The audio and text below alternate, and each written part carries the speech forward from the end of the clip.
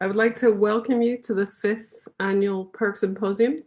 My name is Isobel Parkin from Agriculture and Agri-Food Canada, and I'm going to be moderating the Flagship 1 Genomic and Physiological Selection for Yield Stability. I'm going to provide a basic orientation to the virtual format that you're using, just so that you have an idea of what's going on. All the sessions are being recorded, and links to all live sessions and recordings will be provided in this portal after the symposium. If you have any technical difficulties, there's a blue help button at the lower right corner of the screen, which you can use to contact tech support. There's also a link to a support email on the login page for the portal. And lastly, you have the opportunity to press the question mark, and that will take you directly to the help page. All attendee microphones are muted. However, we really want to encourage you to answer questions and interact with the speakers. And to do this, you have the option of either using the chat box feature, which is within the media player, again, next to the help buttons. And also you have the option to use the Ask a Question button, which is also located on media player. This allows you to submit a question for the panelists. Both of these platforms are being constantly monitored. So during the presentation, either to answer your questions if you have concerns or to communicate your questions to the speakers. So the first session will start shortly, and it will include back-to-back talks, an introduction of the whole PERC program from Andrew Sharpe, and then a talk from one of our invited speakers, Rod Snowdon from the University of Gießen, followed by 4 talks from participants in Flagship 1. And then it's immediately going to be followed by a discussion session where your questions would be presented. So thanks very much. We'll now start with the first speaker. Hello and good morning, or good afternoon, good evening, wherever you are. I'd like to welcome everyone to 5th Annual Symposium for the Plant Phenotyping and Imaging Research Centre here in Saskatoon, based at the University of Saskatchewan. I'm going to provide a bit of review, the status of the program, a review of the last year, and hopefully set the scene for the sessions that will be coming up over the next two days.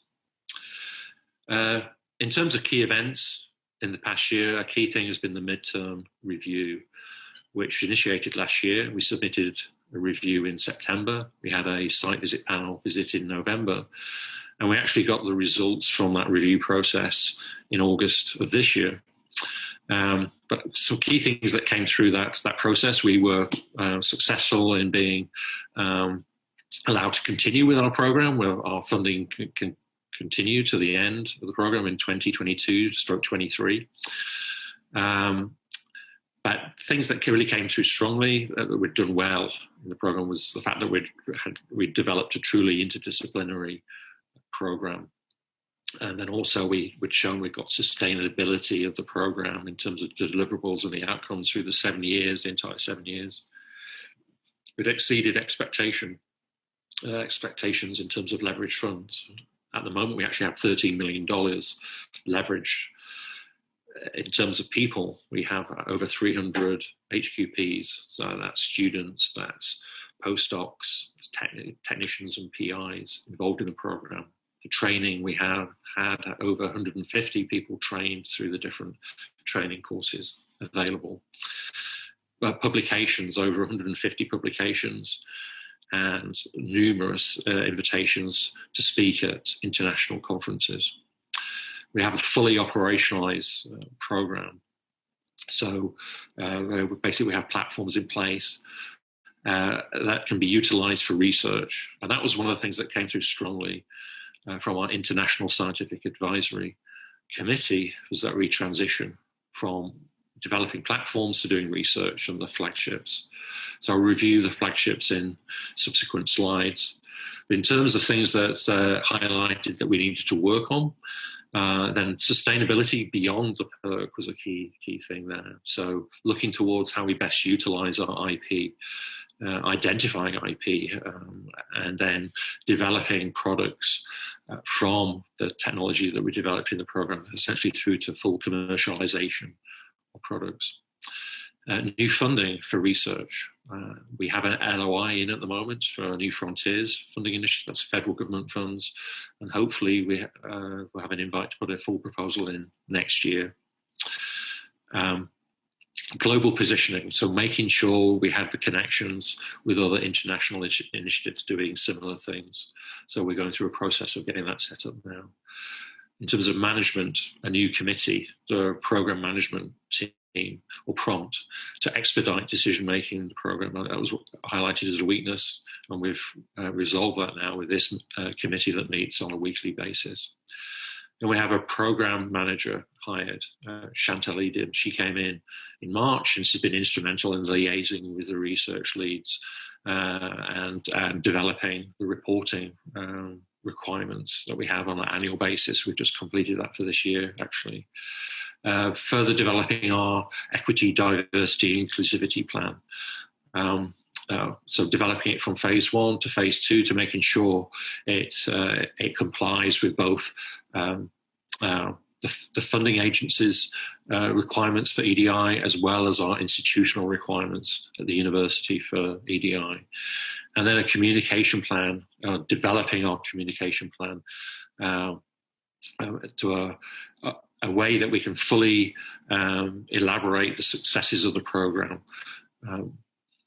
through our website, improving our website, through better framing of outputs and deliverables through media releases, news releases. So everything that we can do to show what we've achieved in the program was seen as a critical thing that we needed to improve. And of course, this last few months, COVID-19, which has impacted everything across the world, it's impacted our program, as well as the labs and offices, or having to work at home, of course. Another thing is the field program. We've only managed to get a limited amount of field work done this year. Because we only have 3 to 4 months every year where we can do field work, it means we need an extra year to get our deliverables. Of course, that means extra time. It also means extra funds. So we're working with the funding agency, the Canada First Research Excellence Fund, to see if we can actually get some incremental funding to accommodate that need. The Flagship program. So these are the main research projects for the platform. And in essence, it's about leveraging what we developed in phase 1 through the platforms, the breeding germplasm, the new genetic diversity, through which we see that's listed on the left-hand side. On the right-hand side, it's delivering germplasm that has better climate resilience, new tools and new precision agriculture platforms. All this towards developing a digital breeding for climate change resiliency. That was another thing that came through the review process, was really making sure we focus on that and we have those deliverables for the end of the program. So we've developed the program, of course, with the flagships, fully interactive flagships. So there's a lot of communication between them with respect to getting towards the deliverables for each of them. Supporting the projects, we have platforms, data management, social science, and software pipeline maintenance. So these are platforms that support the research programs in making sure there's tools available to really leverage the research that's being done. The flagships themselves, we have Flagship 1, which is led by Isobel Parkin and Curtis Posniak. That's relating to the development of new genomic resources for the key crops of interest. That's wheat, canola, and lentils. In particular, we're interested in novel variation that hasn't really been detected before, structural variation in the crops, which we know has a big impact on traits. As well, key phenotypes of interest relating to climate change, in particular drought. So we're looking at water stress tolerance. We're using a new physiological monitoring platform. It's available at Agriculture and Agri-Food Canada in town, in part funded by the PERC, to identify the components relating to drought stress. Flagship 2 is led by Bobby Helgeson and Steve Siciliano. So that's all about identifying the the interactions that occur at that root soil microbiome level, and working out how the microbiome can influence traits of interest, and developing tools to better analyze the data, the microbiome data. So again, using machine learning to establish that. Another key aspect is root structure architecture. So that has a key influence on the variation to abiotic stresses, in particular water stress, which is the key interest here. Flagship 3 is related to deep learning for phenomics. I mentioned the computer science front and center in our program. That was established in phase 1. And it's ongoing in phase 2. So we have a range of deep learning activities: supervised learning, unsupervised learning, learning associated with establishing temporal phenotypes, and also the possibility of identifying new novel phenotypes based upon some of these tools that are developed through the program. That's led by Ian Stavnus, Kirstin Bett, and Mark Aramian. Ian and Mark are computer scientists. Kirstin is a plant breeder, and that just shows the degree of interdisciplinarity that we have within the program at the leadership level. Flagship 4 is the use of the technology in the field. So we have a strong program in breeding and agronomy at the program at the university.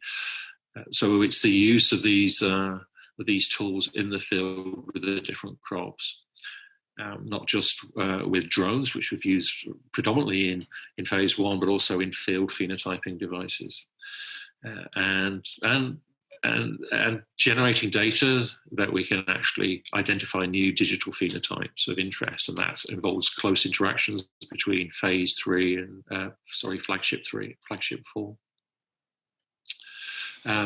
Leadership is key for these flagships.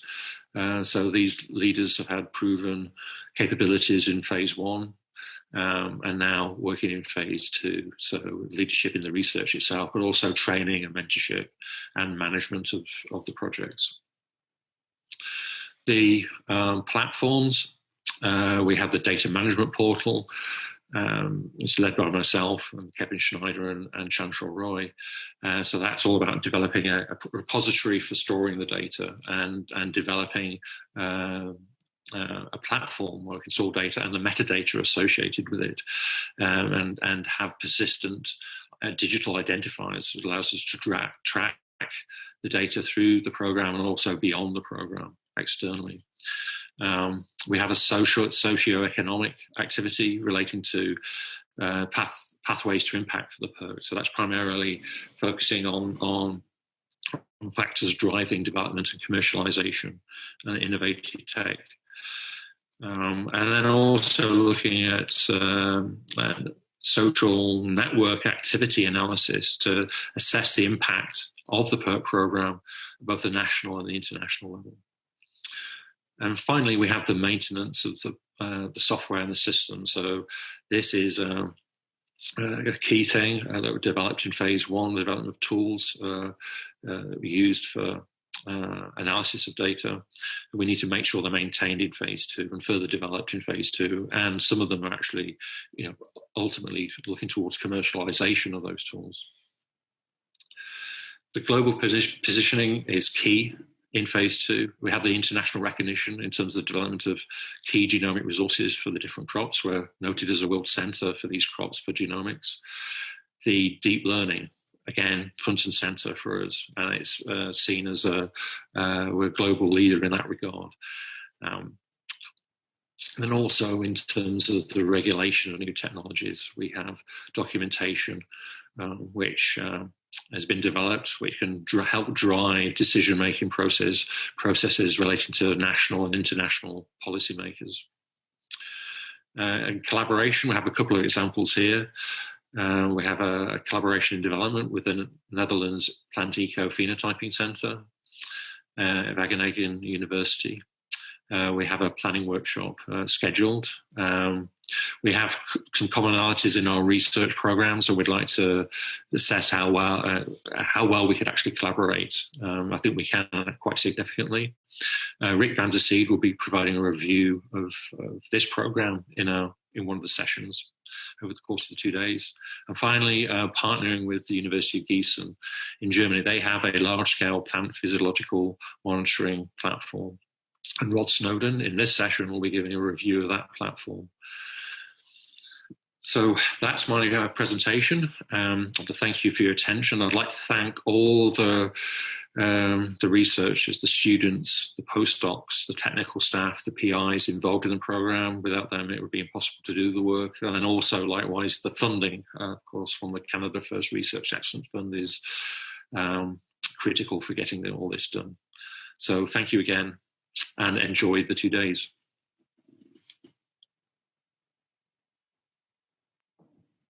Okay, good morning, everyone, and thanks very much for the invitation to speak in this meeting.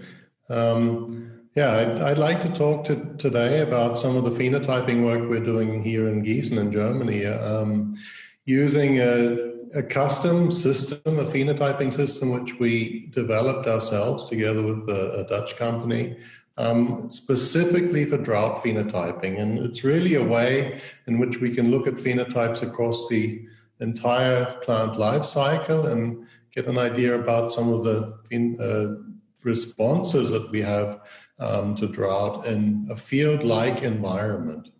So just to begin with, before I forget, I just want to make sure that I acknowledge the people who really do the work in this particular project. So the group leader is Andreas Stahl, and he should be actually talking today, but he just began a new job a week ago as director of the Julius Kühn Institute, the Federal Institute for Breeding Research here in Germany, at the Institute for Resistance Research and Stress Tolerance in Quedlinburg. And that's why he's unavailable, but he's been leading this group with a bunch of really nice PhD students who have done fantastic work in setting up the system and phenotyping in winter canola and in winter wheat. And the work that you'll see is from Andreas Eckert, Anna Langstroff, and Stefan Vukasovic.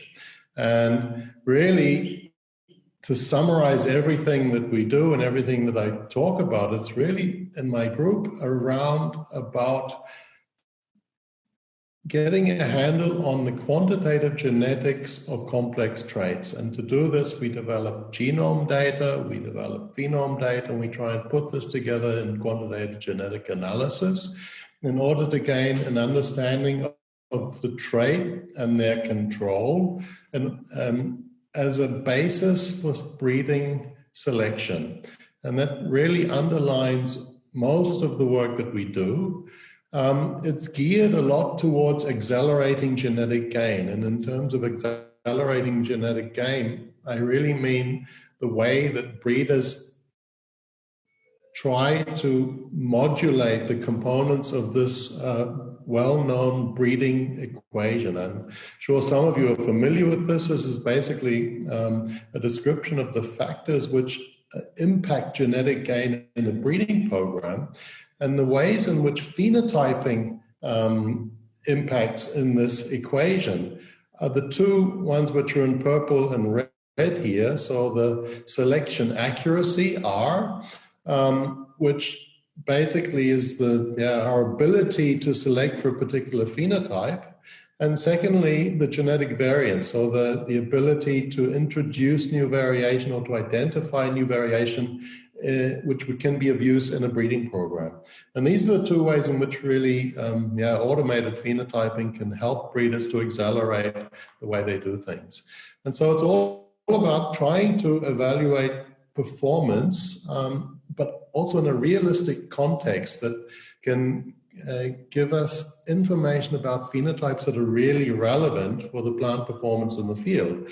And this is where complex traits get really complex, because when we talk about the performance in the field, we're talking about the interactions between the genotype, the environment, and also management factors, which can be extremely complex. Just looking at this example, you can see all of the different factors which might impact the plant performance during all these different stages of plant growth throughout a whole growing season. And we work with winter crops, which means we have a growing season almost the whole year, where we can have extreme variation and fluctuations in climate, but also in the management and input conditions. And so the interactions that you get in terms of the genotype and the environment are very, very complex. This is just like a rough representation of things that we know might be interacting, but there's a lot of things which we don't know are interacting or we can't detect. So it's really extremely unpredictable. And if you have a change in the system, and I'll just show you a change, for example, in the climate. This is what happened in 2019 in Germany. We had an extremely hot and dry year, which had a huge impact on many of the factors involved in these interactions and had a huge impact on crop yield. And so the only real constants in this, in the system, on the bottom left, the genotype, and on the bottom right, the endpoint phenotype, in this case, the crop yield. But also if you're phenotyping a single time point, then this could be just a single phenotype which you're looking at, like the flowering time or whatever, something that you look at during a particular phase of growth. And this is not able to capture any of these really complex cultivar environment interactions. And so this is the conundrum that we're faced with phenotyping. How do we balance the practical relevance of our growing conditions, so really getting something that's relevant for the performance in the field, and balance this with an accurate assessment of the genetically controlled and physiological stress responses that we're interested in for breeding? And so we can do this in different ways. We can look at different scales, from a field scale, for example, here on the far left, where we have a very good approximation, at least, of the way that plants should behave in at least one or a few field conditions. But we're very poor at getting exact phenotype data, especially throughout the whole growing season. On the far right, we see the other extreme, which is a highly controlled environment where we can get rid of a lot of these genotype environment interactions.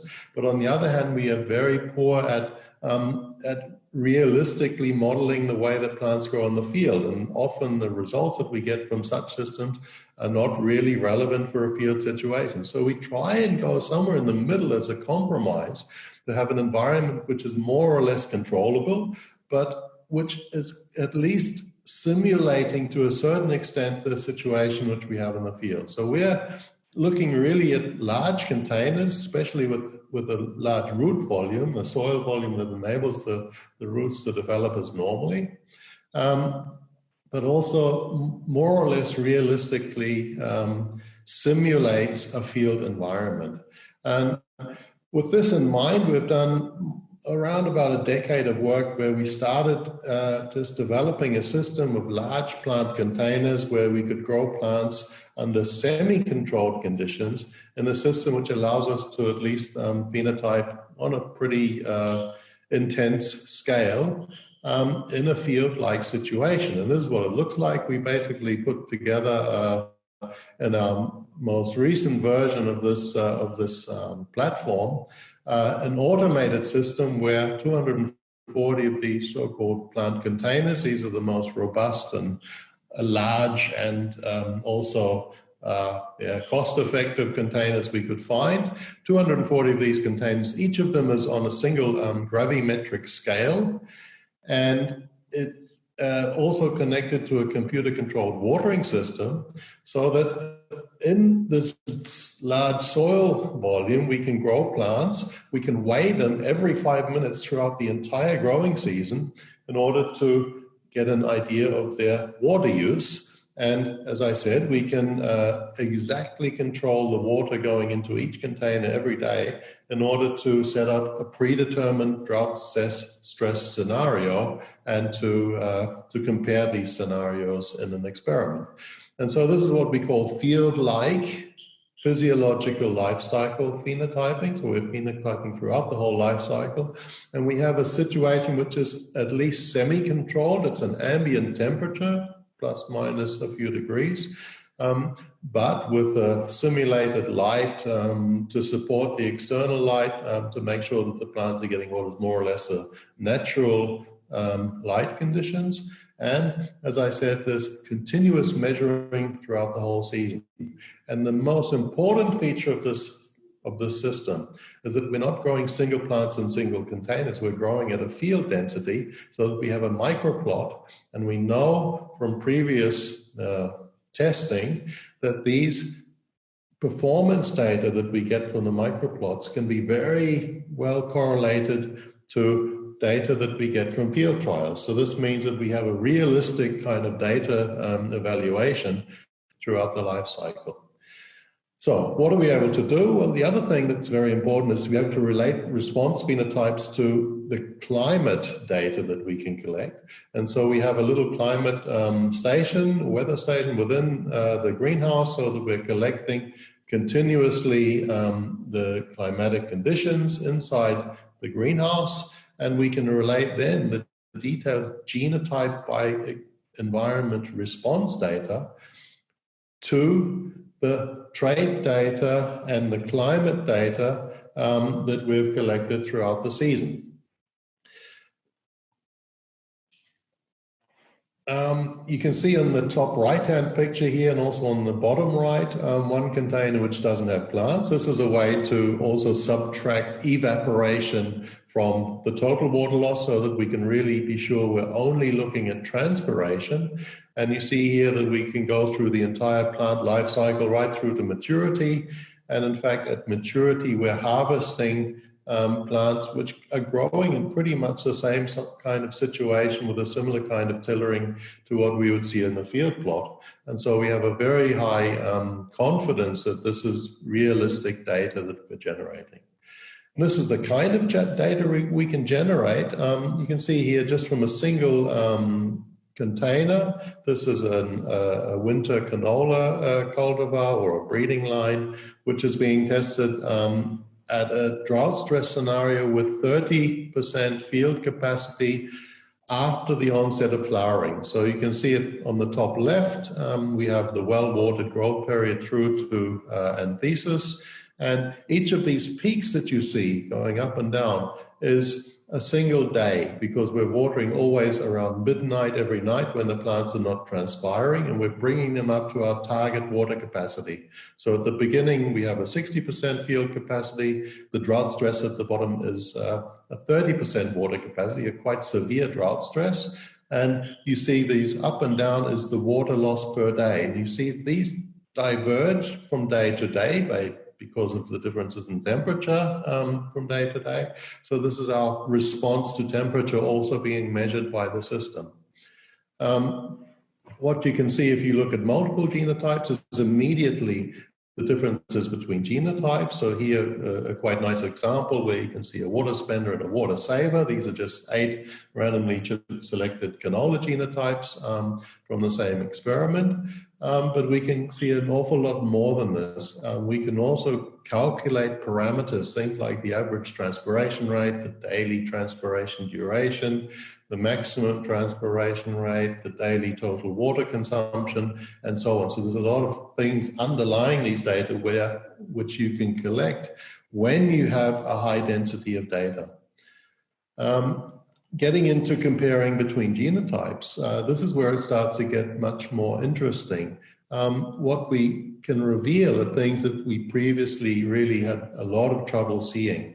So here you see 3 genotypes which have a very strong overall difference in their water consumption throughout the season. In total, around about 20% difference. And they also have a difference in yield, but the difference in yield is not explained only by the water use. So you see here, the genotype at the bottom actually has the lowest water use, and so you might expect in some experiments a breeder might think this could be a good genotype, but when you look at the yield, it's extremely poor. And so the water use efficiency is the lowest of all. The genotype at the top has a very good very good yield, or a good yield at least, but it does not have a very good water management. And here you would say the genotype in the middle has the best balance between water use and yield, so it has the highest water use efficiency. So this is something that you can pick up if you have this high density of data, and you certainly cannot pick this up in a field situation. We can also pick these kinds of phenotypes up with a previously completely unachievable detail, because we're looking really at a constant phenotypic tracking. So you can see, for example, changes throughout the life cycle in the rankings of genotypes. Here, for example, on the left, before the drought stress onset, we have a red genotype labeled here, which just before flowering is starting to use more water, or just during the onset of anthesis. But as soon as we start a drought stress, it switches, and this particular genotype ends up using much less water than the other two. What we see are features in data which you were previously not able to see, as I said, and you cannot see these also in normal greenhouse experiments with simply juvenile plants, because you can't get differences at different lifestyle status. So things like the differences between genotypes in the drought response, also in the temperature responses, which we can also pick up. We have different genotype rankings depending on the time of observation and on the water supply. And we think that if we combine this data with data from measurements of biomass, of yield components, and even of plot yields in corresponding field trials, then this gives us the opportunity to get a very, very detailed insight into transpiration efficiency, water use efficiency, and nitrogen use efficiency, and this kind of thing in the context of G/E responses. So what we're seeing here is actually not the full extent of the data that we're generating. What I've shown you are just examples showing average daily data quantities or daily water use quantities. What we have is an extremely high density if we're measuring at 5-minute intervals, and obviously we have 240 plus measurements per day, more than 240.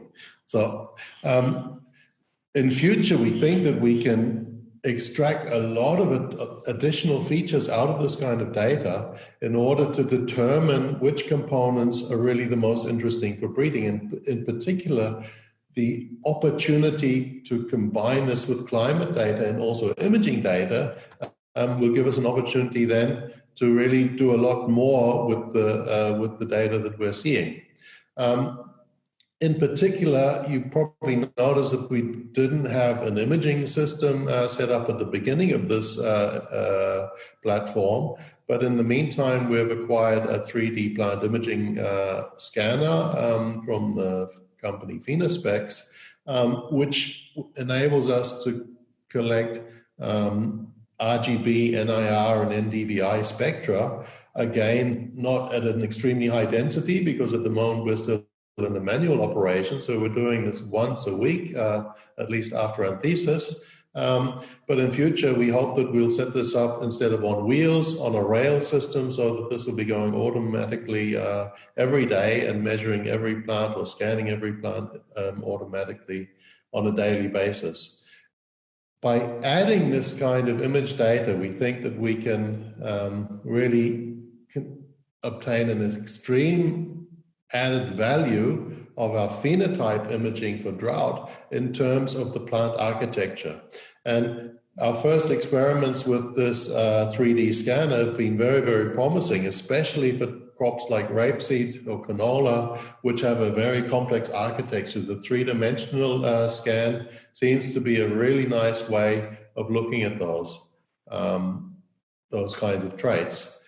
This is just an example of a few plants which have been taken here, in this case from the field. So these are single plants which were cut out of the field in order to calibrate the system.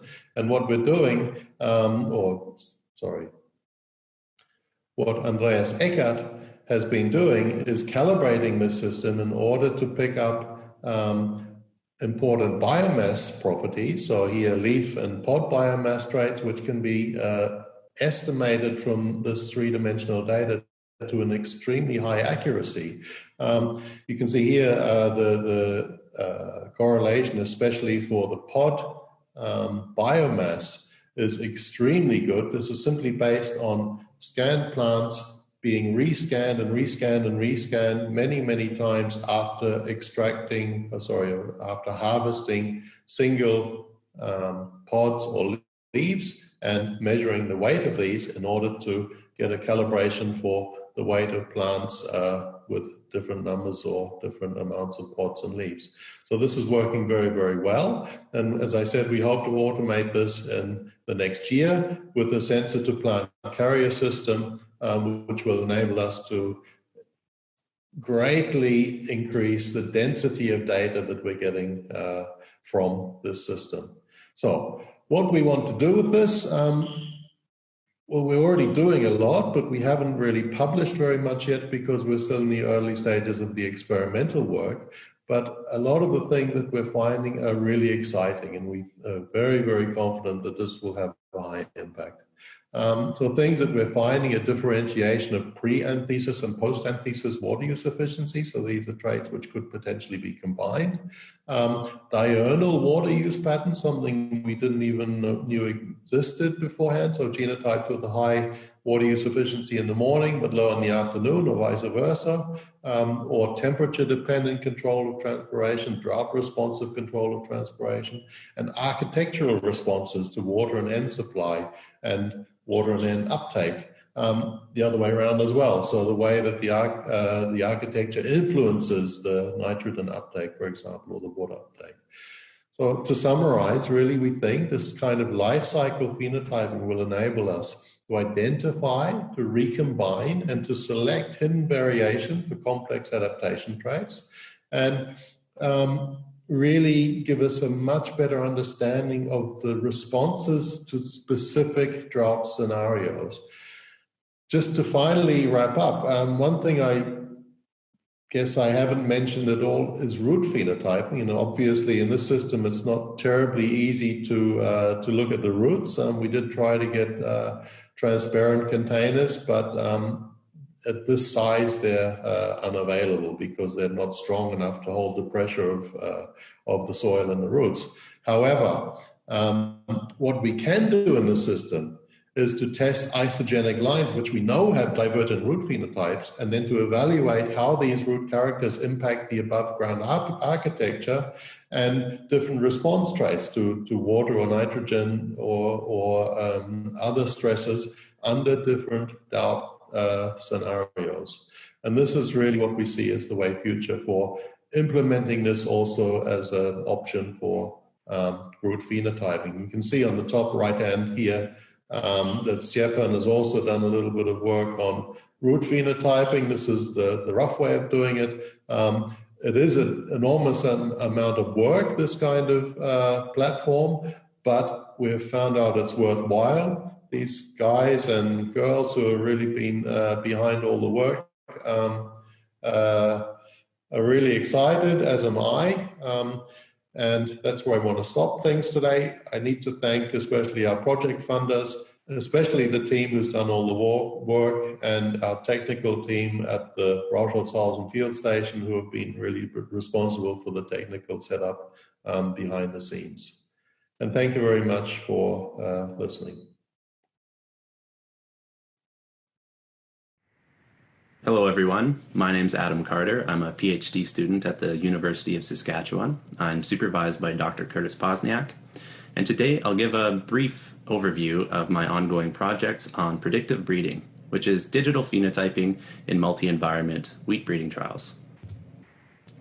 I'd like to start by discussing the general idea of what information is contained in a typical field trial. Traditional phenotyping relies on planned manual measurements or ratings of plots at particular time points. But as a genotype grows in its environment, there may be other useful information that can help us evaluate or predict a genotype's performance. The method of gathering this data from a UAV imaging perspective could vary based on type of sensor and include multiple time points. So one general overarching question I have is, how can we best use this information to add value to a breeding program? So I'm really thinking about useful ways to apply these new technologies within a breeding context. Now, plant breeding involves the evaluation of thousands of plots for multiple traits at multiple different time points. As you can imagine and see, this is quite often time-consuming, labor-intensive, and costly. And so this is why UAV imaging and predictive breeding have such potential to help us overcome some of these challenges. The concept of predictive breeding really involves the use of multiple sources of information to predict complex traits. So these sources of information can be things like genomic data, which has been used for several years now, but it can also include sources of information like UAV image data. And these complex trait predictions can be made within environments and out of environments. In plant breeding programs, there are multiple testing environments. So being able to make our trait predictions within each of those environments, but also across all of our environments, would be very useful. So the goal of this concept is to provide breeders with more information that they might otherwise not have access to. Essentially produce a digital phenotype to help with genotype evaluation. So to investigate this idea of predictive breeding, I'm working with a few plant populations, the first of which is a diverse wheat population known as the Can-Nam population. So 1,200 lines from this population were grown in 3 locations this past summer. I'm also evaluating 2 durum wheat breeding populations, and these consist of approximately 3,000 lines, which were grown in 2 locations this year. These breeding populations are meant to represent a realistic breeding scenario to see how well these ideas and techniques apply on actual breeding populations. The phenotyping that's been conducted is focused on commonly measured traits of interest within a breeding program. So these are things like yield, height, and days to maturity. As I mentioned, these populations were evaluated this year, and they will be again in 2021. So all of our field trials were UAV imaged using a DJI M600 drone, which is equipped with a high-resolution RGB camera and a multispectral sensor. And so imaging was conducted throughout phenological development, so throughout the entire growing season, with a minimum of 15 flight dates per location. These UAV images are being processed in plot vision. And so plot vision allows us to segment out individual plots. The output from plot vision will be used with traditional machine learning approaches, but also deep learning approaches when we get to predictive modeling. So just to summarize, I have a diverse Can-Nam population and 2 breeding populations, all of which will be genotyped and UAV imaged. And these sources of data will be used to make multi-environment predictions. And this falls under the general concept of predictive breeding. So I'd like to acknowledge my advisor, Dr. Curtis Posniak, and the rest of his team, as well as 2 other PERC project leads, Dr. Steve Shirtliff and Dr. Ian Stabness, and their respective teams. It's collaboration with them which allows me to do this research, so thank you. I'd also like to acknowledge the supports of the Natural Sciences and Engineering Research Council of Canada, as well as the Robert P. Knoll Scholarship. So thank you very much for the opportunity to speak today, and I look forward to any discussion that comes from this. Thank you. Yes, good morning, everybody. My name is Jana Ebersbach, and today I'm going to present a collaboration project between AAFC, which is where I work, and the University of Saskatchewan, specifically the Computer Science Department and the PERC. And together we have been trying to exploit high-throughput indoor phenotyping and machine learning to capture drought stress in Brassica napus or canola. So I think most of us here in Saskatchewan, at least, we are very familiar with the the sight of yellow canola fields all throughout the summer. However, canola is highly vulnerable to drought stress. And under certain climate change scenarios or predictions, drought is one of the factors that is definitely going to increase. And so in the future, it is likely that we'll see more and more fields that are not yellow like the ones that we know, but they look more like the one on the right side. So therefore, breeding drought tolerant or climate smart canola varieties is definitely one of the priorities right now. And this is the reason why we decided to explore basically automated drought phenotyping in order to hopefully, or with the hope to in the future, help to accelerate the process of breeding those type of varieties. Our experiment was done at the LaminaTex Analyzer phenotyping facility at the University of Nebraska. And it included 50 different Brassica napus genotypes, so it had a diversity component. Those genotypes were grown in 6 replicate, and they were phenotyped over a growing period of approximately 40 days. And in addition, these genotypes were subject to 2 treatments, the control treatment and a drought treatment, which basically just meant that those plants received less water in a specific phase of the experiment. The experiment also included a lot of different camera settings and camera angles, but for the purpose of this specific project here, we decided to limit ourselves to the RGB images from the top view and the side view and the NIR images. We were left with approximately 8,000 images each for each of these camera settings and angles. And so I was very grateful for our collaboration with the Department of Computer Science, because Nazifa, who is a PhD student in the department, really did the heavy lifting on the image processing and, for example, the image segmentation. And she was able to extract most of the most commonly used features in plant phenotyping for this project.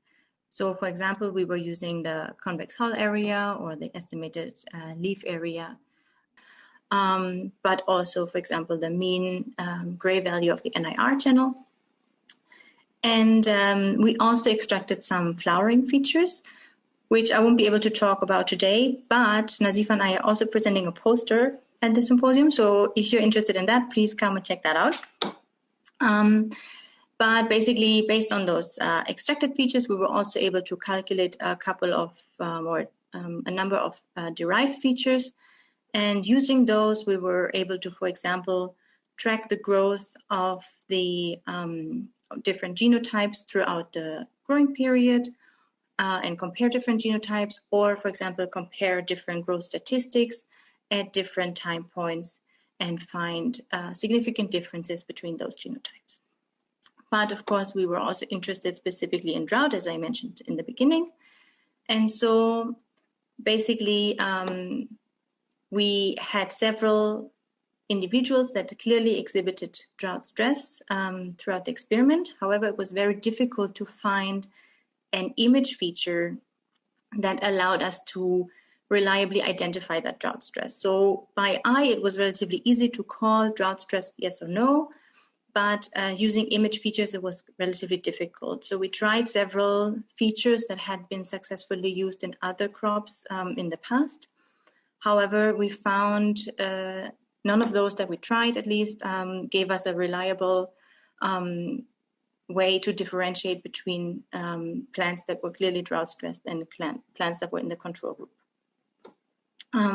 However, when we started to use machine learning, we found that especially using the k-nearest neighbor algorithm and a combination of features, that we were actually able to predict drought stress with a reasonably high accuracy of 88%, which is much more promising than what we had found just using those single features, as I explained before.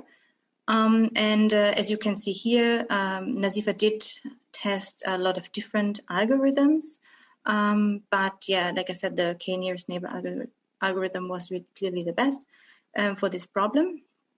And so basically our takeaway was that even though, by eye, it is relatively easy to score drought stress. However, if you want to do that in an automated fashion, drought stress seems to be a multidimensional trait that requires the use of a combination of extracted image features. And at the same time, though, machine learning is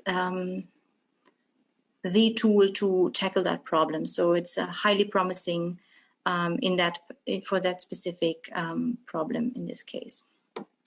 So I think that's all that I will have time for to present today, but please find me virtually if you're interested in this project or in this data set. Otherwise, I'll just say thank you for your attention. Please also check out our poster and also Nazifa's presentation tomorrow. And yeah, otherwise, just have a good symposium, everybody. Bye.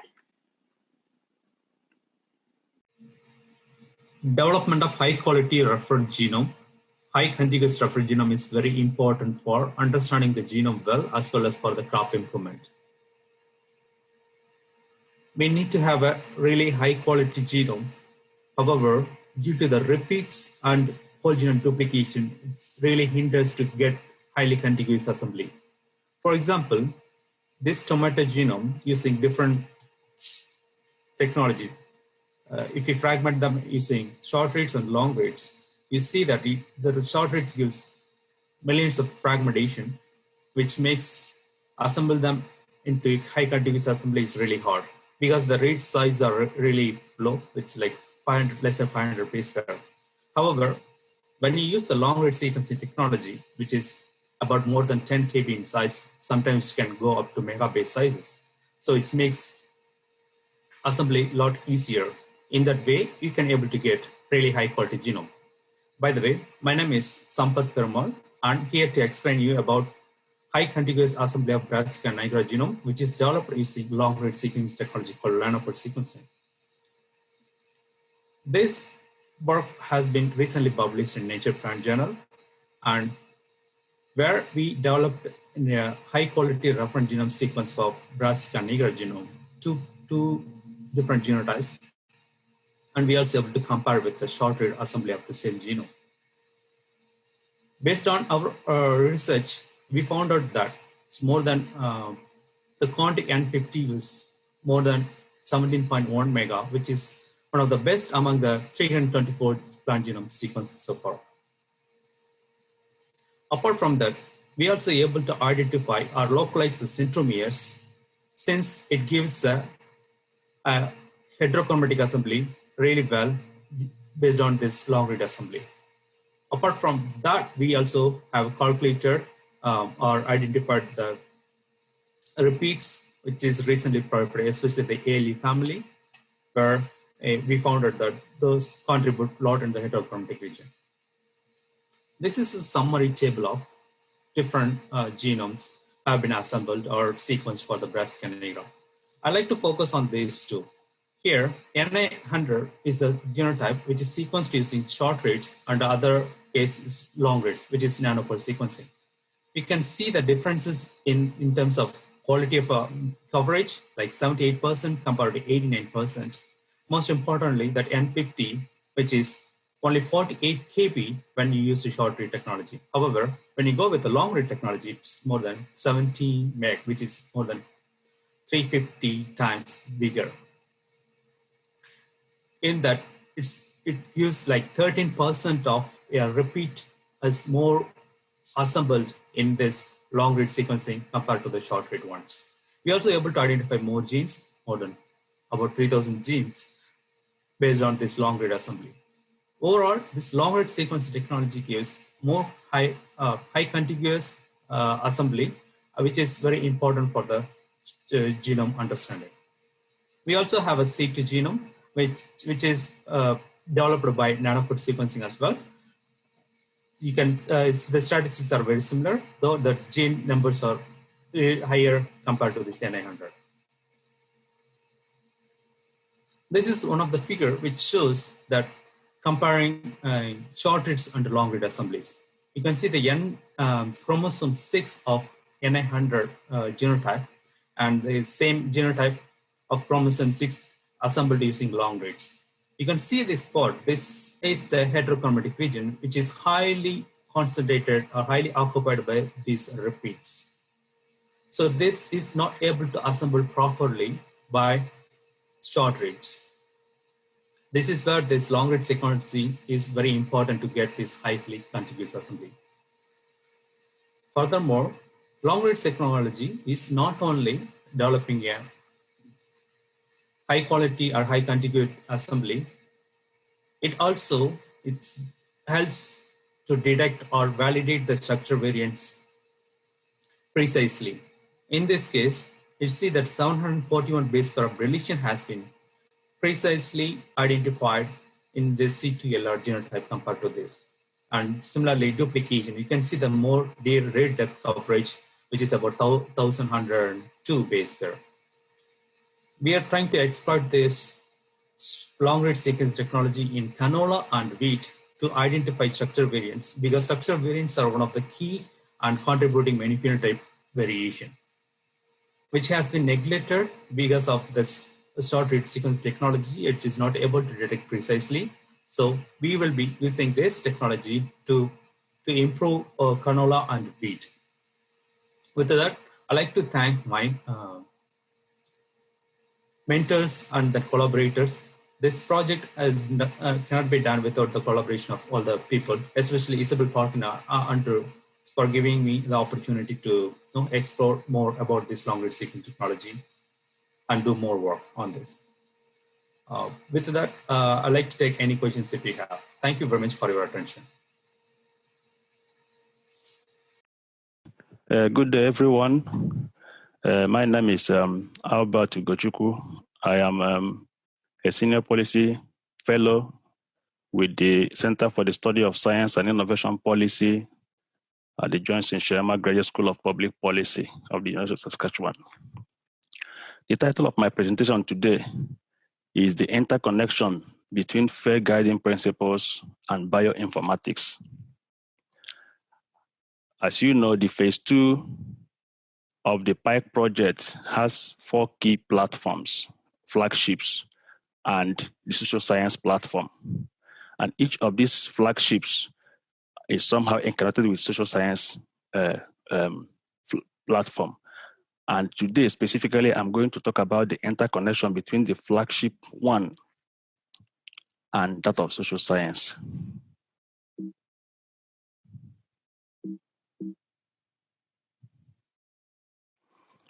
My presentation will go as follows. First, I will briefly discuss the connection between the flagship number 1 and the social science flagship. I will talk about open data sharing, the incentives, and the barriers. I will discuss the FAIR guiding principles. I will talk about some key considerations for PIKE to follow to make the PIKE data FAIR compliance. And finally, the pathway to achieve this.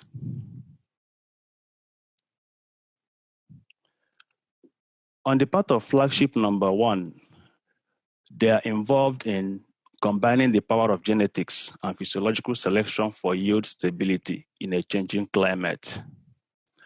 And their activities involve plant breeding activities to produce new cultivars of wheat, canola, and lentils with desirable characteristics.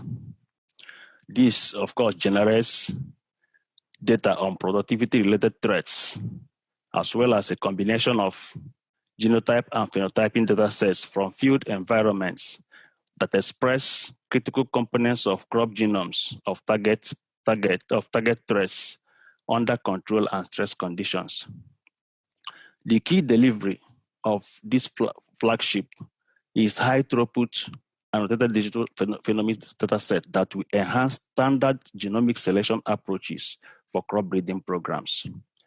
And certainly this is going to generate social and economic benefits for producers in Canada and beyond through data sharing. On the other hand of it, the social science flagship looks at the insights into the pathways to impact for PIKE project. To examine the impacts of the social and economic benefits to the end users, research deliverables from these PAC flagships need to be disseminated and adopted by different stakeholders in the form of digital data. New crop varieties could be in form of new technologies and tools.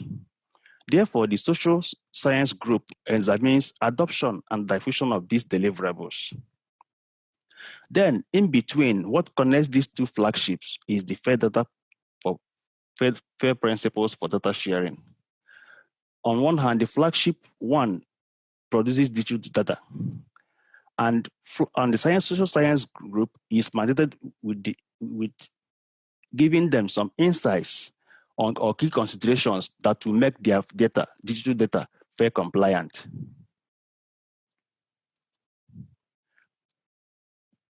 As there is this saying that science operates on the principles of openness, which is a reality. Therefore, this underscores it is under this premise that government agencies always want the results of publicly funded research to be made open and publicly available. However, there are incentives in making digital data openly available.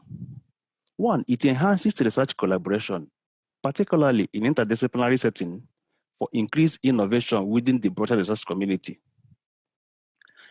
It creates opportunity for efficiency, transparency, and accountability. In some jurisdictions or subsectors, making digital data available could inform planning and policy-driven decisions, data-driven policy decisions. It could engender trust. Remember, for one researcher to share his or her data with another researcher, there has to be an element of trust. So making such data available publicly could engender trust among stakeholders in the food system.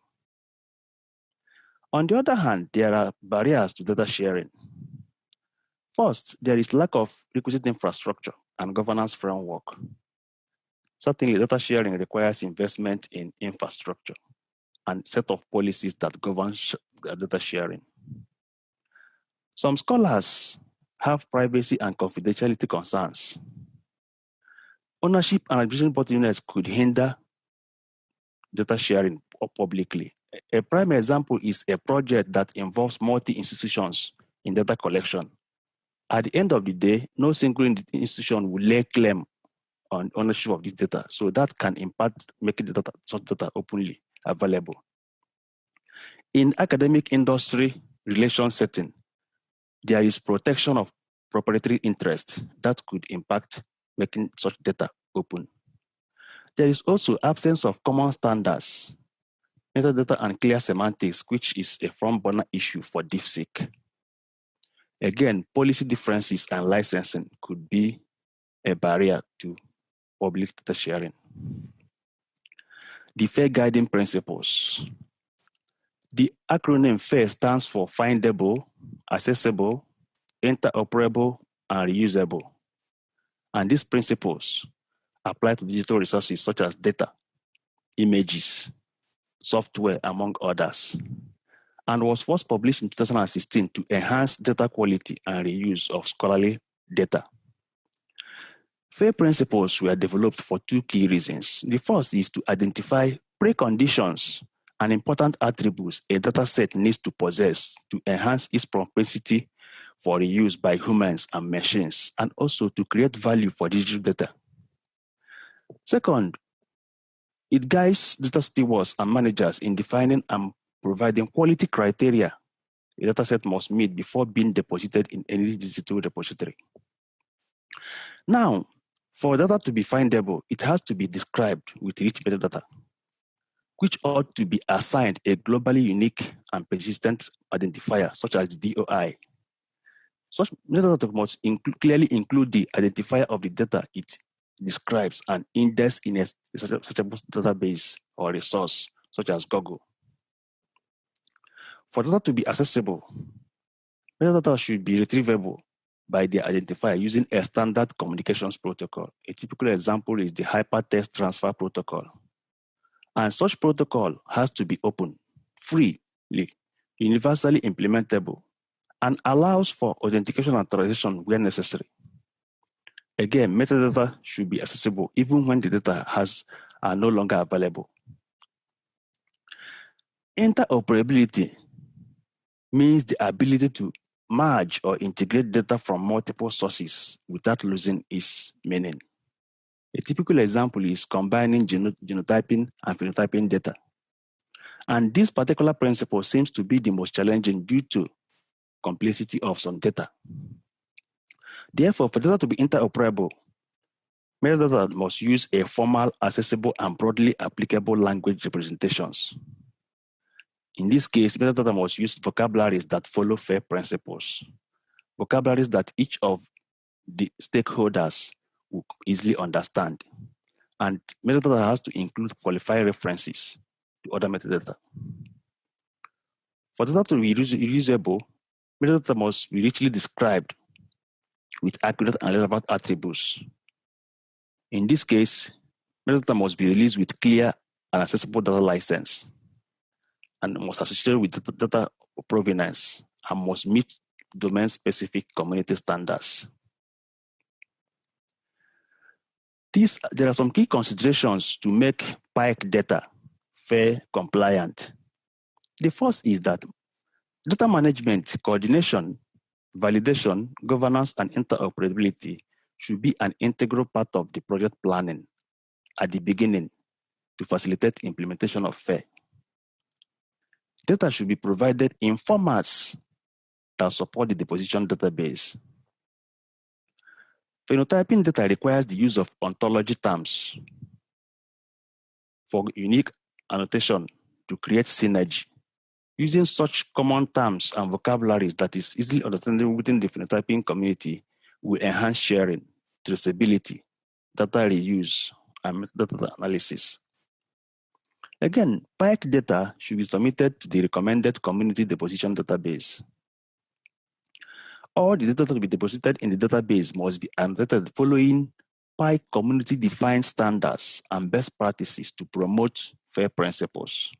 And to achieve these standards and best practices, there is need for the PIC community to provide mechanisms for FAIR data and harmonized data management and handling. How do we achieve this? This shows a stylized pathway that will ensure that data generated by PIC projects are FAIR compliant. First, you start with the non-FAIR data collected from the field. The next stage is you analyze data and prepare data tests using approved standard format. This is followed by definition of semantic model for interoperability and usability using existing vocabularies. The next step is to make data linkable by applying semantic models on the original data. Then, the next stage is to assign license. This license determines who can access or use the data and under what conditions. This will enable accessibility and reuse.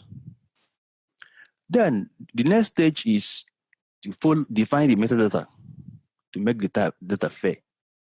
In this case, authors, provenance, versions, every other irrelevant information to the data set has to be clearly defined.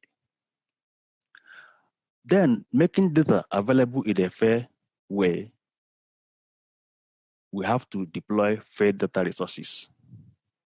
After which, interoperability can be tested by combining the data with other FAIR data, and this could be examined.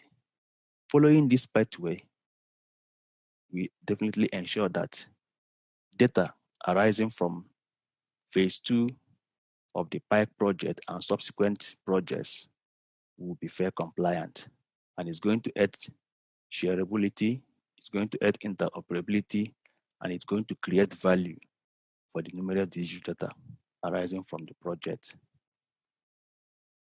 Thank you. I'm available to receive some of your questions.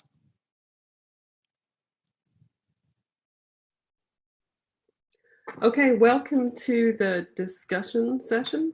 for Flagship 1. If you missed the introduction, I understand a few people had issues logging on initially. I'm Isobel Parkin from Agriculture and Agri-Food Canada. I'm co-lead of Flagship 1.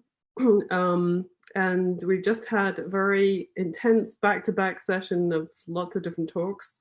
And all of the speakers are now here to answer questions. I don't know whether each of the speakers would just like to introduce themselves very briefly, say who they are, where they're from, just in case people think, and just their main area. I'll just introduce Rod though. Rod Snowdon kindly volunteered to speak in this session, and he's speaking from Germany, so this is pretty late in the day for him.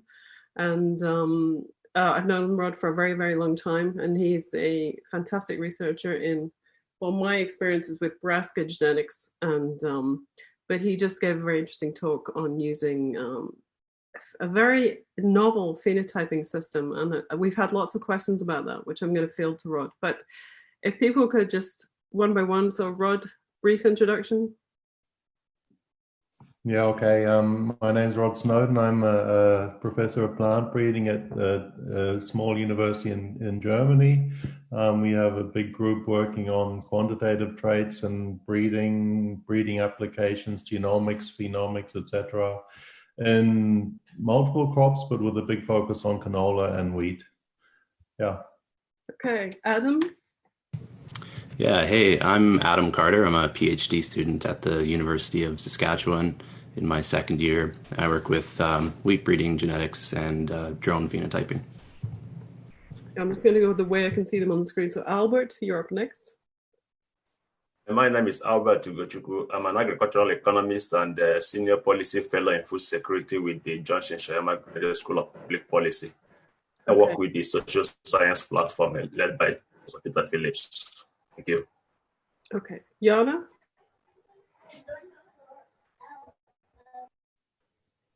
Hi, my name is Jana Ebersbach. I work for Isobel and Steve Robinson at Agriculture Canada. I'm an evolutionary biologist by training, but right now I'm also working a little bit in phenotyping, as we have just seen in the talk. Okay, Sampath. Hi everyone, my name is Sampath.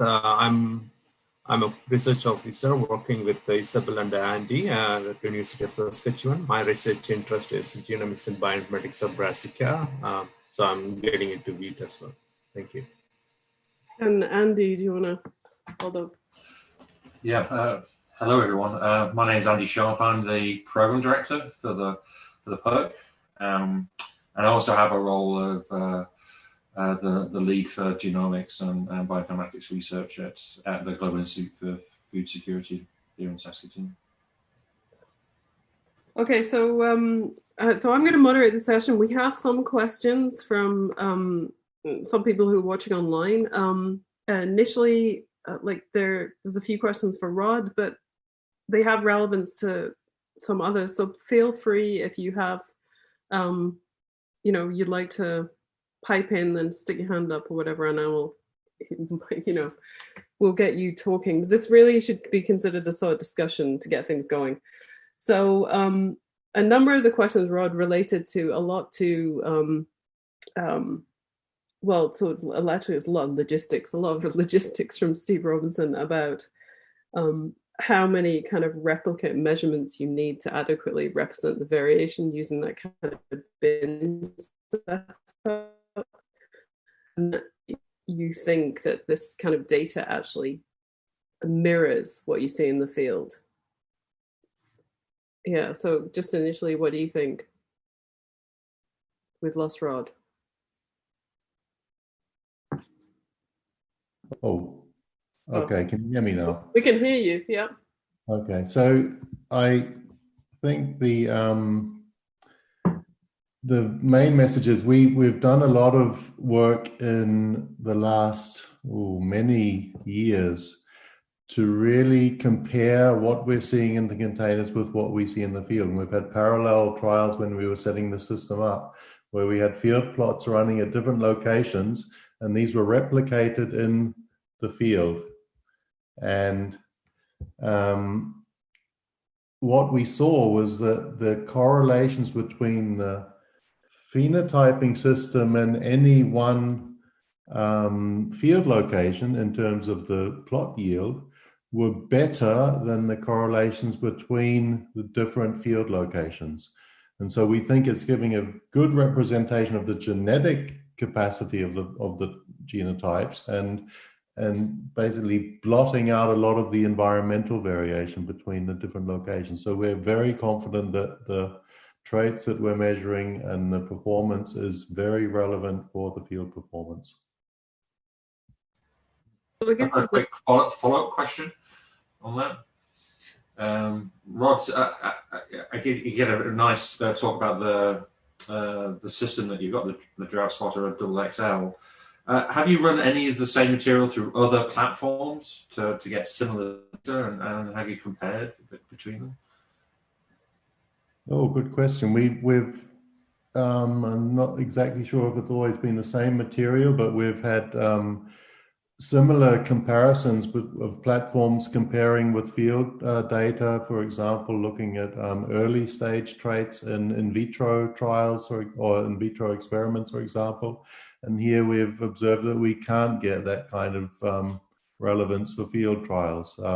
But the actual experiments we've had on the drought spotter so far, I don't think we've had any repetitions in other platforms.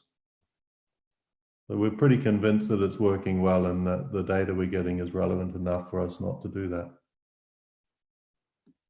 So do you think would you say that, so where do you think the place is for things like, the single plant pot imaging systems, like the Lemnitech systems, or even like there's a number of now single pot lysimeter systems.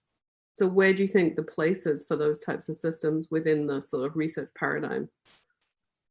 I think they're still very relevant if you're getting into very, very detailed analysis of the physiology, for example. What we have trouble doing, or what we will have trouble doing, is really getting a handle on the actual plant architecture when we start doing the 3D phenotyping on these mini plots, because we're basically just picking up the canopy. So we're getting more abstract kind of data. But I think, especially if you're getting into things like really physiological traits, photosynthesis and transpiration levels on a single plant level, this is something where you need perhaps more detail or more exact systems. Okay, and then just sort of, Adam showed all those the UAV images of which are very impressive. So do you have any, how do people feel about the correlation between the indoor and which parameters do you look at in the UAV images? I mean, so Adam, what are you going to focus on when you start doing what are you going to extract from those images initially? Yeah, thanks for the question. So that is a big question of this whole idea is what features should we extract, or what are actually useful. And I think it depends on what traits you're interested in predicting. So some things I'm focusing on, I'm pulling out a lot of spectral indices, but also some, more raw readings from the spectral data. So the other approach from a deep learning approach is to kind of bypass the manual feature extraction and use deep learning models to identify patterns within the data. So I think it really depends on kind of the balance between whether you're focused on prediction accuracy or more explainability. It's easier to explain your model if you're using NDVI or a spectral index, where if you're using these more complicated deep learning models, you may get better prediction accuracies. But if you put more emphasis on being able to explain your model, it may not be as useful. As for how it ties to the indoor, I think accuracy is almost certainly higher if you're phenotyping indoor. But I think a lot of the same modeling choices could be made between outdoor and indoor. Yeah, I guess that's sort of, a question for Jana, and because the modeling that was done with the indoor system, presumably the same types of machine learning algorithms. I know that's not your absolute area of expertise, but they could be applied to the UAV data in a similar way, presumably. Yes, I would think so, yeah. Exactly. So there's opportunities there for using those types of systems. I mean, it seems that machine learning is what everybody is talking about these days. It's the next, step in statistical analysis. So actually, Adam, I had another question for you, which was related to the genotyping, and it's sort of in the context of what Sampath was touching on at the end of his talk. Your genotyping for your lines, is that going to be purely SNP-based, or are you going to look at the possibility of identifying structural variants? So we're still planning that part out for one of the populations, but I think likely focus SNP-based. Yeah, it's tricky with such a big genome to right. Genomically with the number of lines.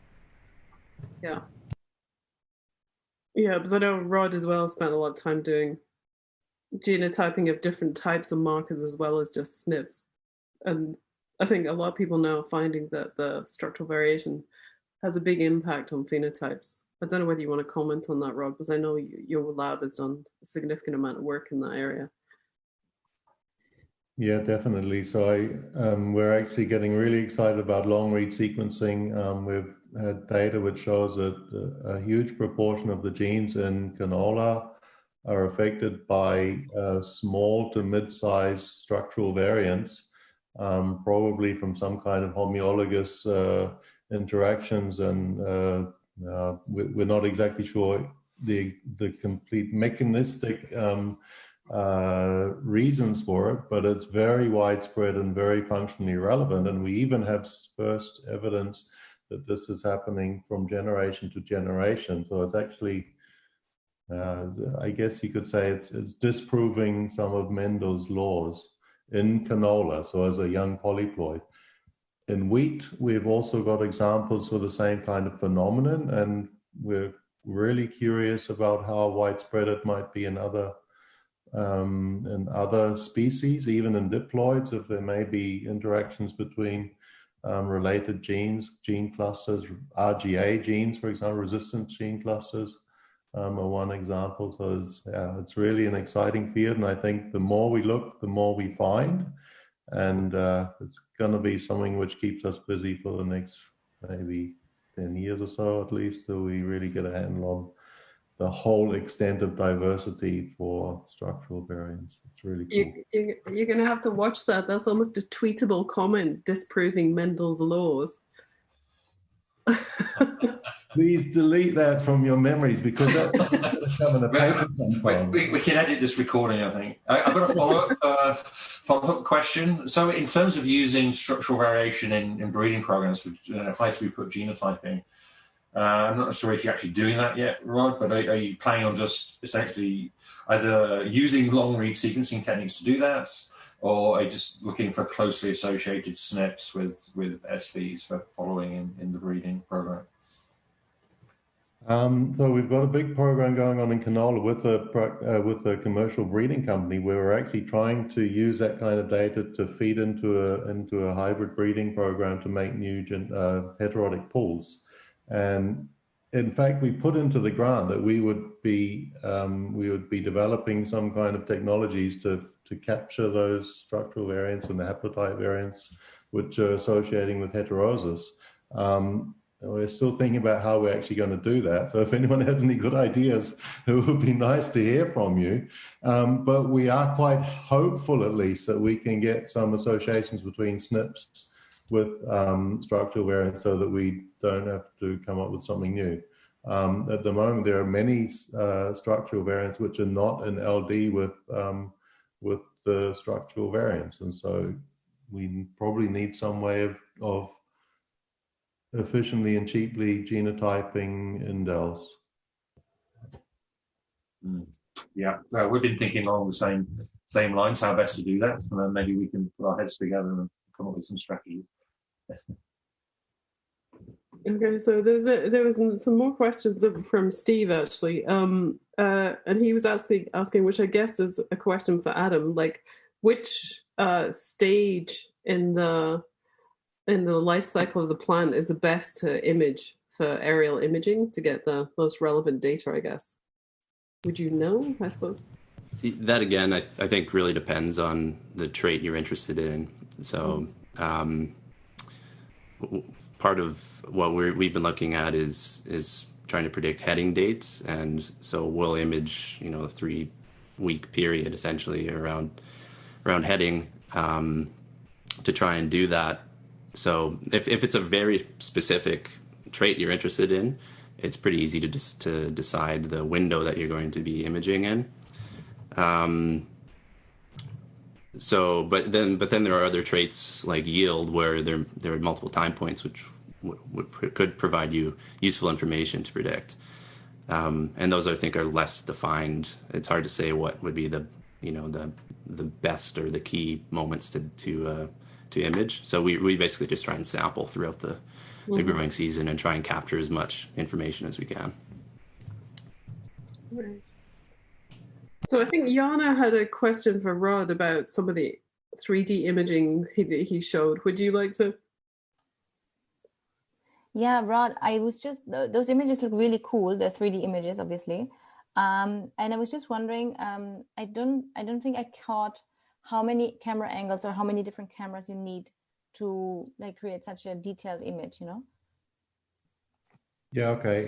So I hope I don't answer this incorrectly because I know that the person who's been doing this work is listening. So it's a dual scanner. It's scanning from the side, and basically you're getting a point cloud in 3-dimensional space. So you predefine what space should be scanned, and you know where your plants are growing above the container. And so you're basically looking at every pixel inside that 3-dimensional box. And what it does is it's a reflectance measurement. So wherever a pixel is found in that space, you're getting a reflectance measurement and the corresponding spectral data from the different sensors. And so it's kind of a 4-dimensional image where for every pixel where you get an overlap between these two infrared beams, basically, you're getting the spectra. So it's one 3D image, basically. It's just a 3D point cloud. And for every pixel in that 3D point cloud, you have the corresponding spectral data. And the setup would be that you have that scanner, like one scanner, and you move the plants in there, or you will have several of those scanners, basically? It's one scanner, and we move the scanner. It's a scanner to plant system. Okay, yeah. So at the moment, we're rolling it on wheels. Okay, gotcha. You can't do it every day, really.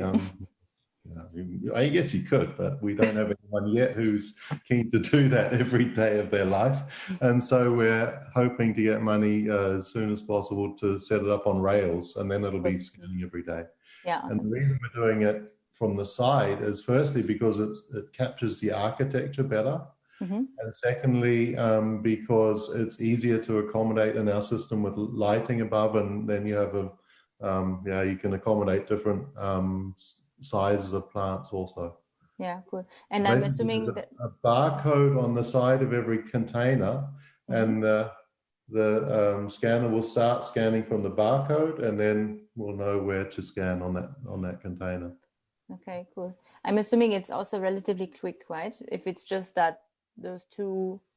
Yeah, I don't want to say anything wrong, but I think it's about 1 minute per container. Okay, So we can go. Awesome, it takes a few hours to go through all of them, of course, but we're still thinking about what's the best time of day to do that, because you may have diurnal differences also in the architecture and the leaf angle and that kind of thing.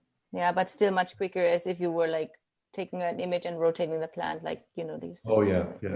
Gotcha, cool. Okay, and it's very nice. We have some nice 3D images of PhD students and things. Yeah, very helpful. So Sampath, did you have any questions for the panel or anything you'd like to discuss? You're on mute. Sorry. I have a question related to Andy asked about the high throughput genotyping of structural variants. So there are some tools or like technologies available like in long read, that's even the nanopore sequencing called uncalled reads. So I'm just wondering, you guys are like in your lab, you're exploiting that tool or that methodology to selectively sequence the reads you wanted for the structural variant genotyping. Oh, selective from long read sequencing. I don't know. Have you tried that, Rob? Yeah. We haven't tried it yet, but we're really excited about it. I understand, I'm not exactly familiar with it myself, but I understand there's a new method where you can basically tell the machine which target sequence you're interested in.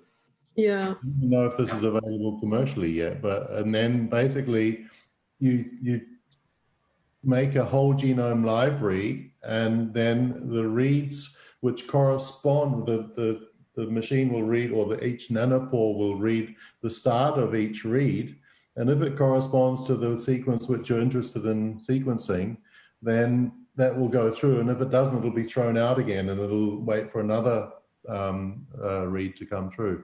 And that could be really cool, because then you can like set up experiments to target QTL, and you can use the power of the machine without having a lot of wasted data which you don't need, and it simplifies the processing and everything. So I think if we can get that going, then that'll be a really nice way to target in on very specific loci and sequencing QTL and stuff. I think the key challenges there are going to be how efficient it is in terms of the enrichment, how well you can do it, and then the throughput. Obviously, you can go from the MinEye to the Promethean platform, and you get throughput increases there. But yeah, the efficiency of how well it enriches is going to be key, and then also being able to multiplex different samples per flow cell is going to be key as well. But yeah, it is potentially really quite exciting that you can actually do enrichment just through the sequencing process itself, or not sequencing reads that are identified as non-target.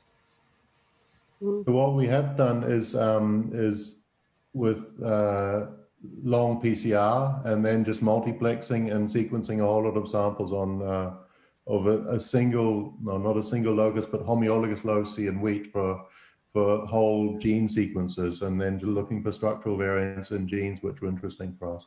And that worked really well, and we find a lot of new variants which you didn't know existed beforehand, but it's very targeted, of course. So I feel like Albert is a little bit like he's because he doesn't work quite in the science world. I feel like we should give him a bit of a chance to talk. So Albert, from what you've heard today, you must understand that a lot of the phenotyping is still very novel technology. And some of the things that you're talking about, developing ontologies and so that you can actually define your data sets, they're not really in place yet for some of these new technologies.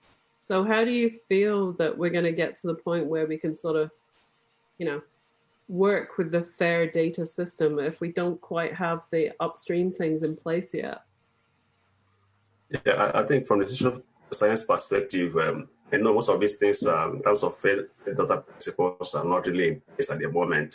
I wanted to ask Andrew and probably Rob a question whether there are existing policies governing data sharing and how to make some of these data fair in plant phenotyping communities, which I'm not sure there is anyone existing at the moment.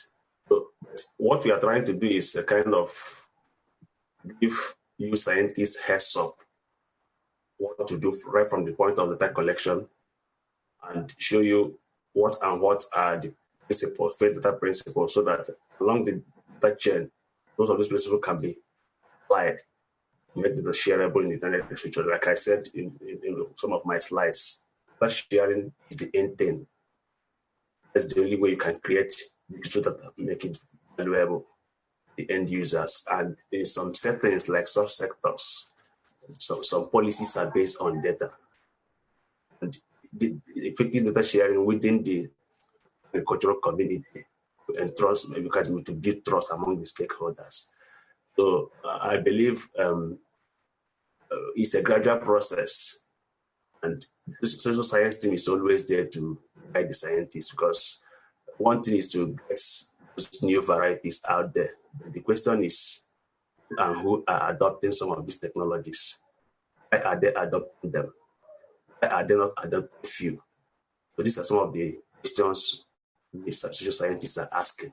And I believe with effective collaboration, we will definitely get and make our data fair enough. Okay, so Andy, Yeah, comments? I can comment on the data management and accessibility of the data for the PERC.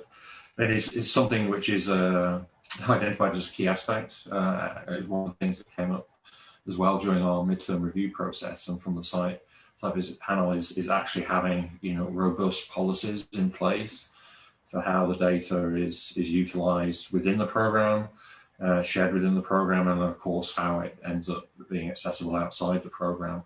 So we have essentially a first iteration of a data management policy, and the input from Albert and the social science platform is kind of key to how we develop that, because Albert sort of outlined some of the key things that we need to think about in terms of having a data management policy that's going to work well for the PERC. One of the things we have to be aware of course, is we're generating data. It's research data, and we should expect publications to come from that. But one of the things that we do have to bear in mind as well is that we're generating technologies, and there's associated IP with that. And one of the key aspects of the CFREF program, the mandate there, was to translate research into essentially products, technologies that have potential commercialization applications. So that's part of our set of metrics for the success of the program. So we need to have a policy and a management of IP and technology to ensure that we don't lose potentially valuable IP and potential commercialization possibilities.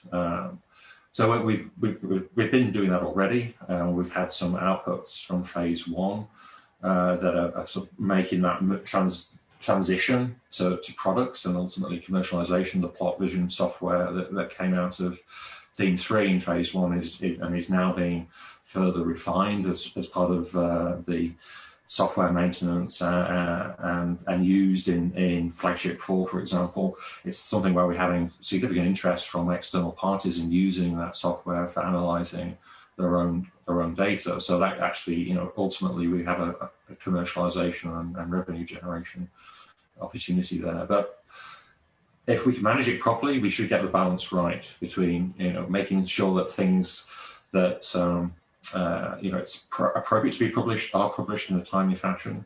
It's an important key criteria, again, for the success of the program, but also we need to ensure that we do capture value generated during the program.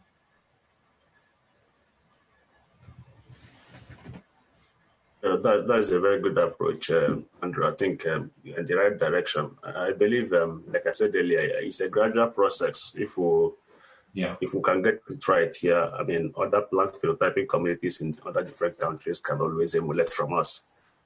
I don't know, for Rob, I don't know whether you have some policies in place in Germany or any other community you belong to. Yes and no. We're still really in the process of first data generation, and we haven't really got to the stage of having big data, I think. And but there are structures in place which we will also be utilizing and in contact with. So yeah, I think it's a similar situation to what Andrew was describing. Sounds good. Thank you.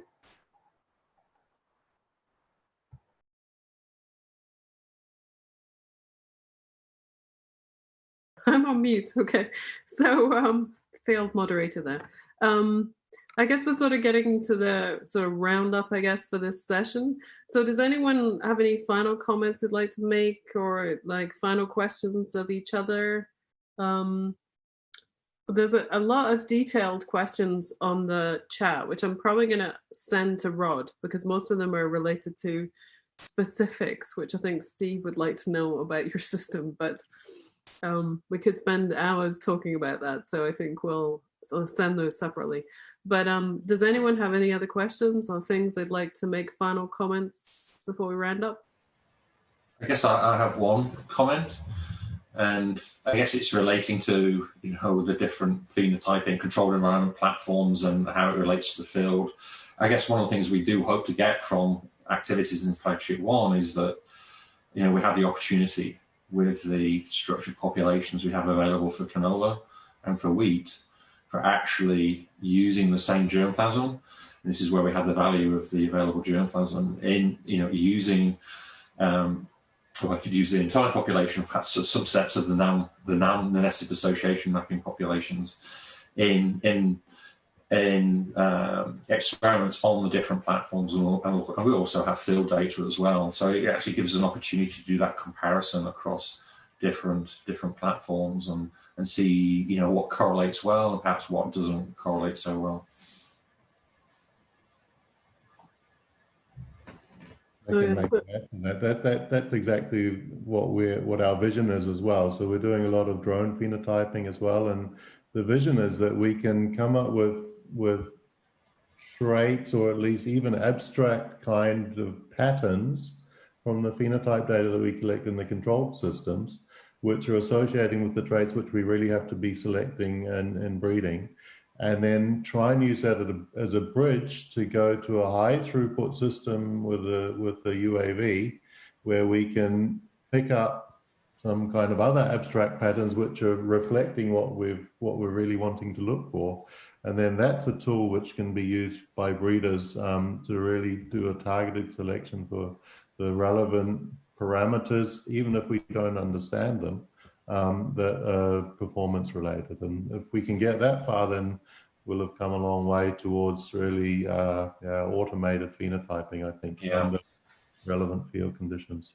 Yeah, ultimately that connection to the field and doing stuff in a high throughput fashion for breeding programs is obviously a key output here. So I did have one last, which is it's sort of related to another flagship, in the sense that have you ever been asked about the soil conditions, and is that a limitation, the fact that you're using a specific soil type rather than anything that's field based, which is going to be a microcosm of various different things that you're not going to have in these greenhouse conditions? Yeah, I don't even ask, because I mean, how can you get like an average soil? We don't even know enough about the soil and microbes and things in there. We know that it has an effect, but what we are doing is we're using a field soil, so something which is halfway suitable. So we dig it out from a field and we bring it in a big truck to the field station, and then we homogenize it so that all the containers are more or less the same. We mix it with sand so that it's not too dense, and so it is a field soil at least, but it's obviously not ideal. But having said that, the fact that we get very good correlations with field trial data, and that the correlations are better than, at least in some of the examples we've seen, better than correlations between field sites, this at least indicates that we're doing something right. So you'll never be perfect, but we can try and be at least representing something relevant. Okay, and there was one final question about, there's another final question, two final questions. So one was whether there's if anyone has actually used these phenotyping systems in combination with speed breeding, like to see the impact of speed breeding on the actual change in phenotypes, and whether that, should we be looking at that to understand what's going on there, or I don't know. Maybe I can comment and just say no, we haven't. But what we have done is we've developed populations using speed breeding, which we've then phenotyped using nils that we've created by speed breeding, which segregate for for root traits, for example, because we can create nice rules which segregate for root traits, but we don't really know exactly how these impact the above ground architecture and the stress responses. And so to get an idea of that, then you can take individual genotypes and compare them directly in a system like this and get a very clear image of what the roots are doing. So we're basically indirectly using speed breeding in order to develop relevant material for really in-depth phenotyping.